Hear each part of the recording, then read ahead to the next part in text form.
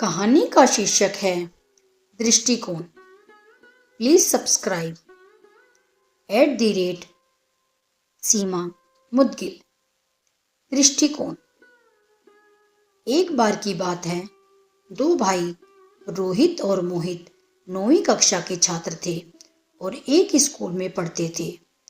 उनकी ही कक्षा में अमित नाम का भी एक छात्र था जो बहुत अमीर परिवार से था। एक दिन अमित अपने जन्मदिन पर बहुत महंगी घड़ी पहनकर स्कूल आया। सभी उसे देखकर बहुत चकित थे। हर कोई उस घड़ी के बारे में बातें कर रहा था कि तभी किसी ने अमित से पूछा, यार, ये घड़ी कहाँ से ली? मेरे भैया ने मुझे जन्मदिन पर ये घड़ी गिफ्ट की है, अमित बोला। यह सुनकर सभी उसके भैया की तारीफ करने लगे।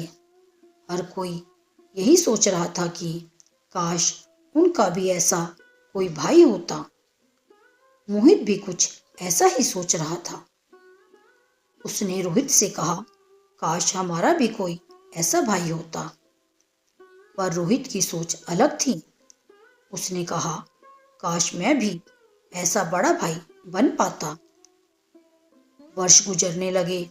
धीरे धीरे मोहित अपनी जरूरतों के लिए दूसरों पर निर्भर रहने लगा, क्योंकि उसने खुद को इस प्रकार विकसित किया और रोहित ने मेहनत की और एक सफल आदमी बन गया, क्योंकि वह दूसरों से कभी कोई उम्मीद नहीं रखता था, बल्कि औरों की मदद करने के लिए हमेशा तैयार रहता था। तो दोस्तों, अंतर कहाँ था? वे एक ही परिवार से थे, वे एक ही वातावरण में पले बड़े और एक ही प्रकार की शिक्षा प्राप्त की। अंतर उनके दृष्टिकोण में था। हमारी सफलता और विफलता हमारे दृष्टिकोण पर काफी हद तक निर्भर करती है और इसका परिणाम आसपास देखने पर आपको दिख जाएगा। क्योंकि ज्यादातर लोग मोहित की तरह ही सोचते हैं, इसलिए दुनिया में ऐसे लोगों की ही अधिकता है जो एक एवरेज लाइफ जी रहे हैं। वहीं रोहित की तरह सोच रखने वाले लोग कम ही होते हैं। इसलिए समाज में भी सक्सेसफुल लाइफ जीने वाले लोग सीमित हैं।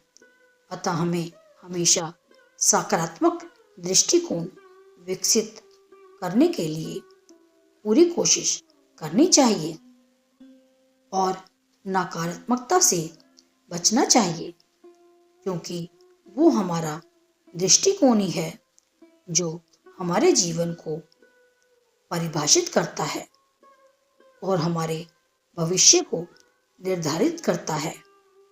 आपसे निवेदन है कि कृपया हमारे चैनल @सीमा मुदगिल को लाइक एंड सब्सक्राइब कीजिए और नई नई कहानियाँ पढ़िए, देखिए और समाज में ये कहानियाँ जो कि उदाहरण के रूप में हैं, यदि आप अपने बच्चों को और समाज में सुनाते हैं तो निश्चित ही